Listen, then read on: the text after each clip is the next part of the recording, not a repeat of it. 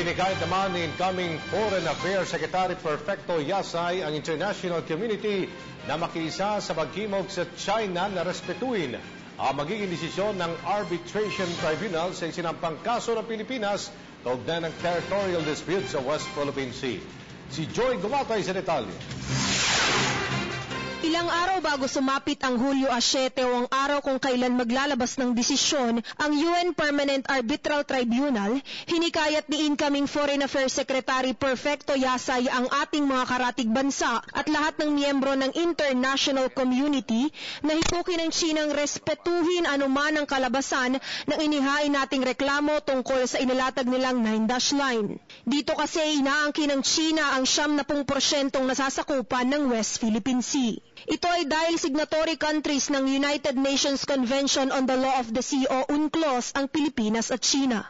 We are expecting that it will be in our favor.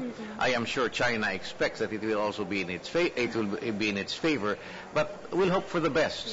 Yung ating naman mga abogado at yung ating mga government representatives na sumali at nag-participate doon sa hearing ng ating kaso ay have done a good job.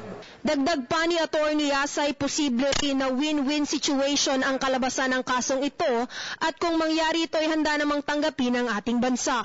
Ngunit kung sakaling may questionabling aspekto pa rin ang magiging desisyon ng pandaigdigang korte, sisiguruhin niyang patuloy na dudulog ang Pilipinas sa mga diplomatikong paraan at hindi kailanman gagamit ng dahas tungo sa pagreresolba ng mga usapin ukol sa West Philippine Sea. Hindi tama yung we will resort to violence insofar as or force insofar as resolving our conflict is concerned. Nobody wants to get into war. That we must always pursue amity among all nations. So, yan ang tungkulin na dapat natin gagawin. Para sa Telebisyon ng Bayan, ako si Joy Gumatay. Hi, ako po si Aljo Bendijo. Subscribe na sa PTV YouTube channel. I-click lang ang subscribe button.